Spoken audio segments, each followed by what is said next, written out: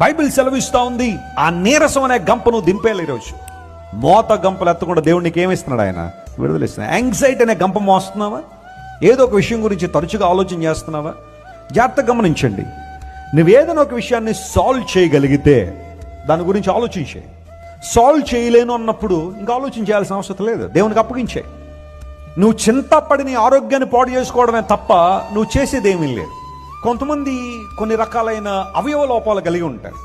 ప్రతిసారి ఆ అవయవ లోపాన్ని కలిగి ఉండి దాని గురించి ఆలోచన చేసి, నేను వారికన్నా తక్కువ, నేను వారిలా లేదే, వారిలా ఉండలేకపోతున్నానే, వారిలా పరిగెత్తలేకపోతున్నానే, వారిలా నడవలేకపోతున్నానే, వారిలా చూడలేకపోతున్నాను, వారిలా మాట్లాడలేకపోతున్నానని వారికి లేనిది ఏదో దాని మీద ఎక్కువ ఫోకస్ చేసి తాము చేయగలిగిన వాటిని కూడా చేయలేని పరిస్థితుల్లో చాలామంది ఉన్నారు.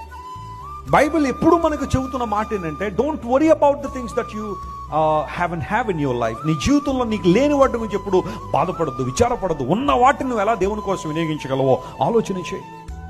యాంగ్జైటీతో చాలాసార్లు చాలామంది ఇబ్బందులు పడుతున్నారు. డిప్రెషన్ అనే గంపలు మోసేవాళ్ళు ఉన్నారు. ప్రభు దగ్గరికి వస్తారు, దేవుని వాక్యం వింటారు, కానీ ఆ డిప్రెషన్ నుంచి బయటకు రాలేకపోతున్నారు. ఏదో రకమైన ఇబ్బంది వారిని ప్రతి రాత్రి నిద్ర లేకుండా చేసేస్తూ ఉండొచ్చు. ఏదో రకమైన బర్డెన్ వారిని ప్రతిరోజు కృంగదీస్తూ ఉండొచ్చు. మోత గంపలు ఎత్తుతున్నావా? ఇంకా రకరకాల మోత గంపలకల్లో నలిగిపోతున్నావా? ఈరోజు చేసే నీకు విడుదల వలన ఆశపడుతున్నాడు.